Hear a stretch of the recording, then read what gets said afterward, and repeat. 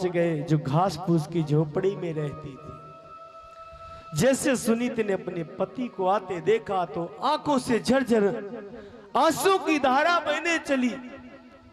हर कहती है, आज हमारे घर भगवान पधारे हैं, क्या करूं, कहां बिठाऊं, कहां ले जाऊं। क्योंकि जब महल में थी तो अपने पति को मखमल कि गद्दे में 56 वो भोग बिठाकर कराती थी। आज मेरे पास तो एक कुसा का आसन ही लेटाऊंगी, कहां क्या खिलाऊंगी। कोई बात नहीं, बेजड़ पड़ा था, उसी को साफ किया, उसी की करपट्टिका बनाई और अपने पति को दे दिया। पति ने उस प्रसाद को पाया, भगवान का नाम लिया और दोनों सो जाते हैं। ये रात थी सुहाग की, मिले जब दोनों संग, उसी रात के मिलन से ध्रुव हुए उत्पन्न। बोले ध्रुव जी महाराज की जय। पता ही नहीं चला कालांतर में होता क्या है। सुरुचि के भी एक पुत्र हुआ उत्तम और सुनीति के हुए ध्रुव। धीरे धीरे कहते दोनों बड़े होने लगे। जब 5 वर्ष के हो गए ध्रुव जी महाराज, जल्दी बड़ा करना पड़ेगा। अब अपने मित्रों के साथ जब खेल रहे थे तो मित्रगण कहते जिसके पिता का पता न हो हम उसको अपने साथ नहीं खेलने देंगे। अब ये बात बच्चा था, हृदय कर गई और घर आया। मैया से कहता, मैया आज मुझे तू मेरे पिता का नाम बता, मेरा पिता कौन है। अरे बेटा तू थक गया है, बहुत दूर से आया है, हाथ पैर धुल ले, मैं तेरे लिए कुछ खावे की ताइल दे दूं। बोले ना मैया, मैं खाऊंगा पीऊंगा तभी जब तू मेरे पिता को नाम बतावे। अब बाल हट है। बोले बेटा तू बहुत थक गया, देख कितनी धूल धक्कड़ है, इसको धुल। बोले मैया कुछ नहीं करना। बोले ये बताओ मेरे पिता कौन है। बार बार आग्रह करने पर सुनीति ने कह दिया, हे पुत्र पिता तुम्हारे और कोई नहीं, उत्तानपाद ही तो तुम्हारे पिता है। जैसे इस बात को कहा ध्रुव की आंखों से झरझर आंसू बहने लगे। मेरे पिता उत्तानपाद और तू एक दासी का जीवन व्यतीत करती है। मैं अभी जाता हूं अपने पिता के पास, पूछता हूं कि मेरी मां ने ऐसा कौन सा कर्म किया जिसके कारण आपने मेरी मां को इस राज्य से ही निकाल दिया। अब ध्रुव जी महाराज जैसे पहुंचे उस राज्यसभा में, दासी ने देखा, ओ कितना सुंदर बालक है, मेरा बालक होता छाती से लगाती, प्यार करती, दुलार करती, लाड़ लड़ाती। सब दासियां विचार करती हैं। ध्रुव जी महाराज चलते जा रहे हैं। जब अंत में पहुंचे तो क्या देखा, उत्तम उनकी गोद में खेल रहा है। जब उत्तानपाद ने ध्रुव को देखा, मन में सोचने लगे कितना सुंदर बालक है। अहो तेजा क्षत्रिया नाम, कितना सुंदर बालक है। और उस बालक ने जैसे नेत्र से नेत्र मिले, उस नन्हे से बालक ने दोनों हाथ उठाए और कहने लगा पिताजी। जैसे पिताजी नाम सुना दौड़े लगा दी, पिता की गोद में बैठने ही वाला था तब तक सुरुचि आ गई।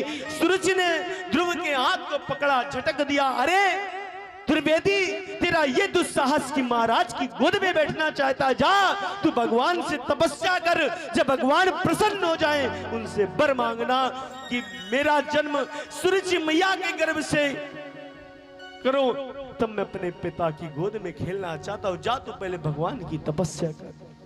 अरे दासी पुत्र, बार बार कहने पर उस बालक को बड़ा कष्ट हुआ और मैया सुनीति के पास आया। सुनीति मैया से कहने लगा, अरे मां, सूरज मैया तुम्हें दासी कह रही थी और मां ने कहा कि जा भगवान से प्रार्थना करना, तपस्या करना, जब प्रभु प्रसन्न हो जाए तो वर मांगना कि मुझे सूरज मैया के गर्भ से मुझे जन्म दो। सुनीति ने कहा, बेटा वास्तव में तेरी सच्ची मां तो वो है जिसने आज तक मैंने तुझे कुछ नहीं बताया, आज उसने अवगत करा दिया। जा, मेरा आज आशीर्वाद है क्या कि तुझे पिता नहीं परम पिता की गोद प्राप्त होगी। बोले भक्तवत्सल भगवान की जय। ध्रुव जी महाराज छोटा सा नासा बालक लेकर चल देते हैं। जैसे ध्रुव जी महाराज चले, चलते चलते मैया ने कहा था बेटा यदि नारद मिल जाए तो समझ लेना भगवान का दर्शन मिल जाएगा। जिसको भगवान बड़े दिव्य देवर्षि संत महात्मा के दर्शन हो जाएं, प्लस कहते जिसे नारद मिल जाए वो कभी भगवान से दूर नहीं हो सकता। निरंतर भजन करते जाओ, एक दिन कोई नारद के स्वरूप में कोई संत तुम्हें जरूर मिलेगा। एक आशा लगा के रखना, क्योंकि मैंने सब कुछ पाया सामने, बस तुझको पाना बाकी है। यूं मेरे दिल में कुछ भी नहीं, बस तेरा आना बाकी है। बस भजन करते जाओ, ठाकुर कभी तो हमारी सुध लेंगे। उसी समय जब नारद जी से भेंट होती है, तब कहा हो तेजा क्षत्रिय राम, क्या क्षत्रियों का तेज। नन्ना सा बालक मां के वचन कह देने से आज जंगल को चल दिया। पिता नहीं परम पिता की खोज में आया है। ध्रुव जी महाराज से नारद जी कहते हैं बेटा तुम्हारे खेलने खाने के दिन मैया के हाथ से बढ़िया मिष्ठान खाओ, प्रसाद पाओ, भोजन करो, मैया की गोद में बैठ के तेरे खाने पीने के दिन हैं। और आज तू कहां जा रहा है? बोले भगवान का भजन करना, भगवान को पाना है। भगवान ने, नारद जी ने कहा बेटा इस घने जंगल में सियार भालू चीते रहते, तुम्हारा कलेवा कर जाएंगे। बोले तुम कौन हो? बोले मैं नारद। बोले नारद हो ही नहीं सकते। बोले नारद हो? बोले हाँ। बोले यदि नारद हो तो मैया ने कहा था नारद जी से भेंट हो जाए तो समझ लेना भगवान मिल जाएंगे। आप कहते हो मैं नारद हूं, यदि आपको भगवान से मिलने का पता आता हो तो मुझे बता दो, नहीं आप अपने रास्ते, हम अपने रास्ते। नारद जी समझ गए हैं? यदि राम दया दिखला दे तो संत दरस हो जाता है, संत कृपा दिखला दे तो भगवंत मिलन हो जाता है। नारद ने कहा बेटा तुम ओम नमो भगवते वासुदेवाय का जाप करना। तो आज जाते हैं मधुवन में, जमुना जी में स्नान किया। तताच गच्छ भद्रम ते यमुनास्तटम शुचि, पुण्यम मधुवनम यत्र सानिध्य नित्यदा हरे। भगवान का भजन शुरू करते हैं, ओम नमो भगवते वासुदेवाय।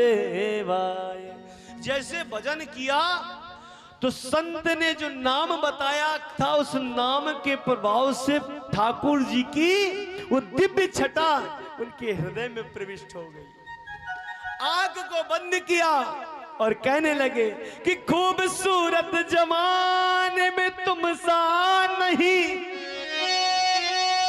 इन अदाओं पे दुनिया मचल जाएगी। भक्तों की एक नजर आपको देखकर वो तुम्हारी नजाकत में जल जाएगी।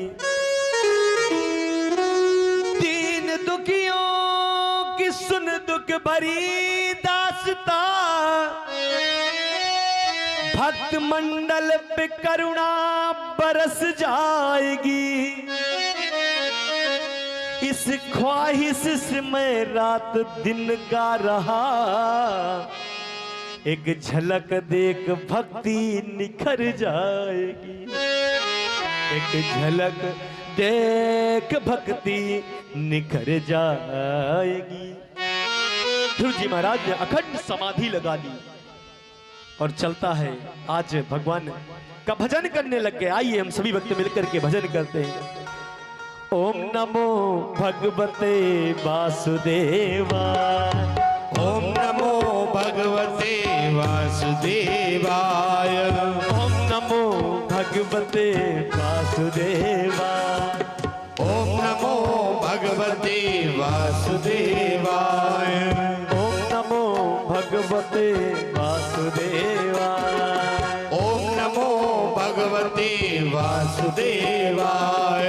वासुदेवाय मेरो नंद नंदना, वासुदेवाय मेरो नंद नंदनाय वासुदेवाय मेरो कृष्ण वल्लभाय वासुदेवाय मेरो कृष्ण वल्लभाय ओम नमो भगवते वासुदेवाय ओम नमो भगवते वासुदेवाय। आज भजन चल रहा है, भजन चलते चले तिरा तांते कपित्थ बादरायणा।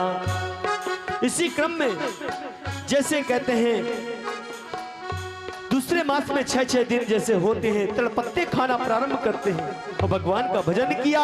वो 9-9 दिन जैसे बीतते हैं तो पानी पी करके भगवान का भजन किया और जैसे 12-12 दिन व्यतीत होने लगे, 5वें महीने में तो अपनी श्वास को ही रोकना प्रारंभ कर दिया और अब भजन चल रहा है। वासुदेवाय मेरो नंद नंदनाय वासुदेवाय मेरो नंद नंदनाय वासुदेवाय मेरो नंद नंदनाय वासुदेवाय मेरो नंद नंदनाय ओम नमो भगवते वासुदेवाय ओम नमो भगवते वासुदेवाय। जैसे 5वां महीना लगा और भजन चल रहा था, 6वां महीना लगते ही संपूर्ण इंद्रियों को बस में करके और भजन कर रहे हैं।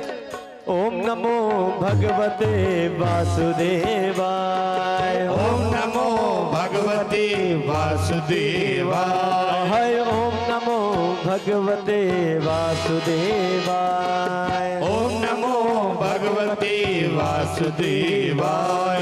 भजन चलता है और जैसे आज 6वां महीना लगा है, सांसों को अरुद्ध कर दिया, सांस लेना ही बंद कर दिया और भगवान का निरंतर जब भजन करते गए त्रिलोक में हाहाकार मच गया। सभी देवता दौड़े दौड़े आए और भगवान की शरण में आकर के प्रभु रक्षा करो रक्षा करो रक्षा करो। क्या हो गया? बोले बस संपूर्ण सृष्टि की प्राणवायु ही रुक गई। नैवम विदामो भगवन प्राणिरोधम चराचरस्याखिल सत्वधाम्ना विधेहि तन्नो व्रजिनाथ मोक्षः प्राप्ता वयं त्वां शरणं शरण्यम्। जब संपूर्ण जगत संपूर्ण चराचर में ये प्राणवायु रुक गई, भगवान ने कहा चिंता मत करो, मेरा भक्त एक भजन कर रहा है, हम उसका दर्शन करके आते हैं। अब भगवान आए, जैसे ही ध्रुव जी महाराज के सामने आए और क्या देखते हैं, सामने खड़े हैं लेकिन ध्रुव दर्शन नहीं कर रहे। भगवान ने क्या देखा कि उनके हृदय में भगवान की वो छटा है, तो ठाकुर जी ने एक ही बार में विक्षिप्त कर दिया, विलुप्त हो गई वो छटा। तो आंख को जैसे खोला तो जो हृदय में था वो सामने पाया। बांके बिहारी की झांकी है प्यारी, झांकी को रोज निहारा करूं, रसना पे श्याम को नाम लिखो, नित श्याम ही श्याम पुकारा करूं।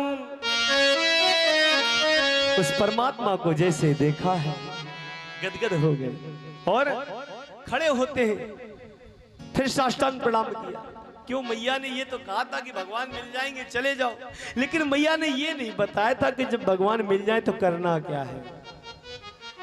भगवान की कृपा कि मूकम करोति वाचालम पंगुम लंघयते गिरिम यत कृपातमहं वंदे परमानंदम माधवम। भगवान की जब कृपा हो जाए एक मूक गूंगा भी वाचाल हो जाता है और जो लंगड़ा भी होगा बड़े से बड़े पहाड़ को नांग जाता है। भगवान ध्रुव की मंदस्पति को समझ गए। 5 जन संग को जैसे कपोलों से लगाया, योन्ता प्रविश्यवाच मिमां प्रसप्ता संजीवयत्यखिल शक्तिधरां सधाम्ना। प्रभु आपने ऐसी कौन सी संजीवनी पिला दी जो आज मुझे बोलने की क्षमता आ गई। भगवान ने आज उनको गोद में बिठाया है, खूब आशीर्वाद दिया और कहा मांग लो क्या चाहिए। बोले प्रभु कुछ नहीं चाहिए, आपका दर्शन मिल गया। जाओ, बोले मेरा आशीर्वाद है, तुमने छोटी सी अवस्था में मुझे प्राप्त किया है। तुम 36,000 वर्ष तक राज सुख भोगो और अंत में हमारे धाम को आओगे और सभी मृत्यु लोग